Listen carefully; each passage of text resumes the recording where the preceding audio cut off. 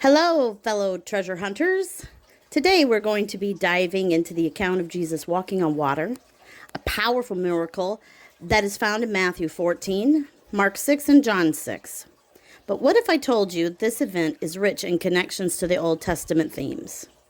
In fact, Jesus walking on water isn't just about defying nature.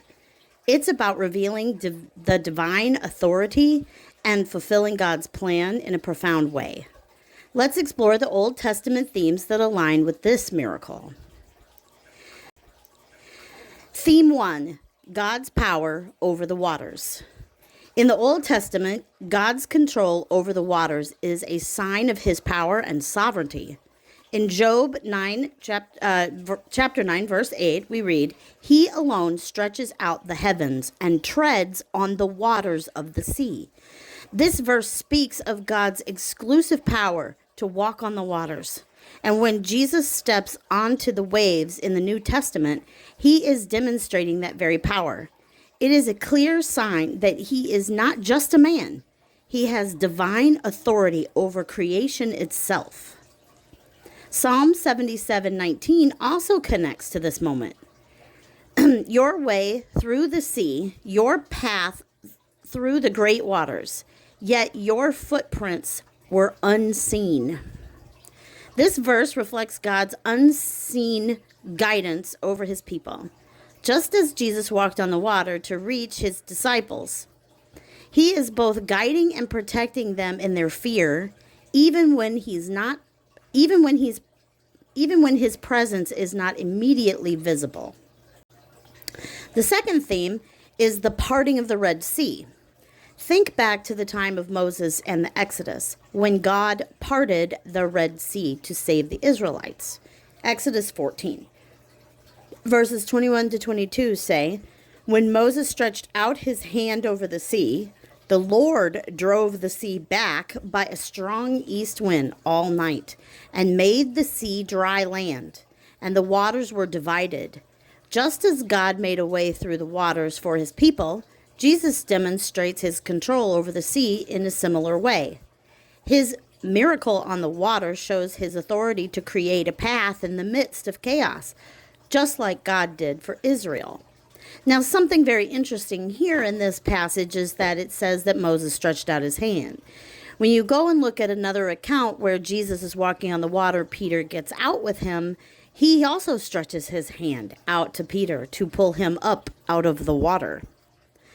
Another way to look at this one as well is the idea of baptism in general, and we're going to get to that at some point here.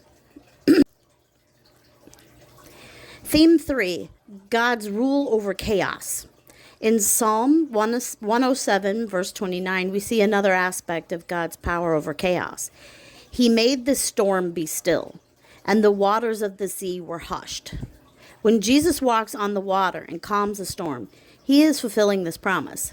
Just as God tamed the storm in Psalm 107, Jesus demonstrates his rule over the natural world, calming the storm and bringing peace to the disciples in their fear.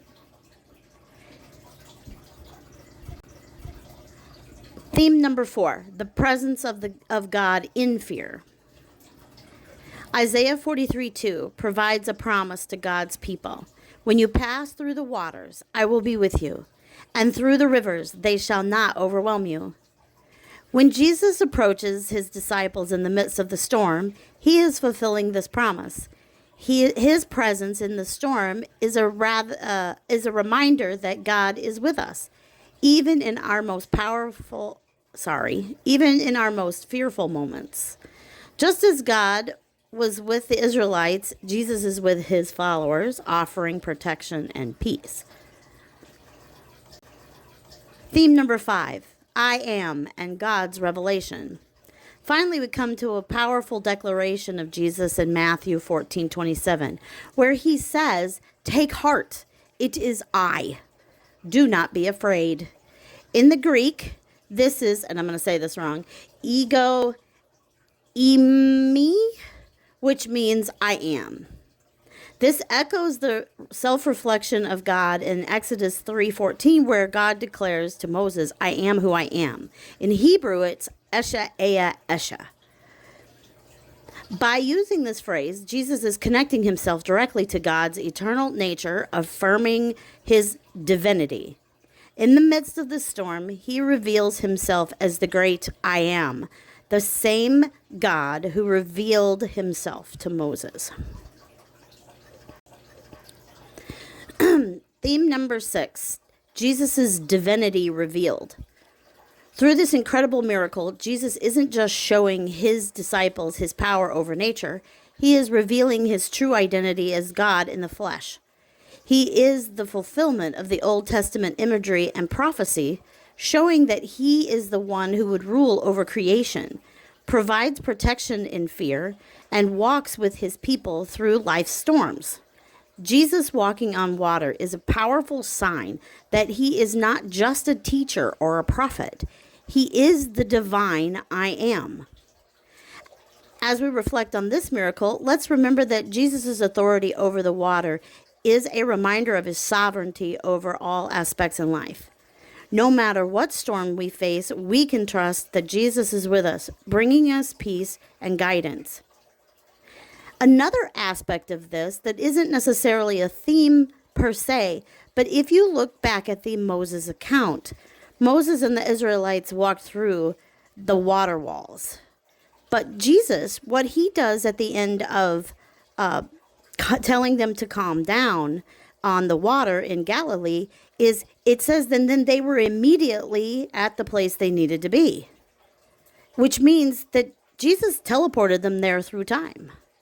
He just took them there because the Lord that created the heavens and the earth, the Almighty Creator, is outside of time, space, and matter and has the ability to walk through walls, to walk through anything because he created everything.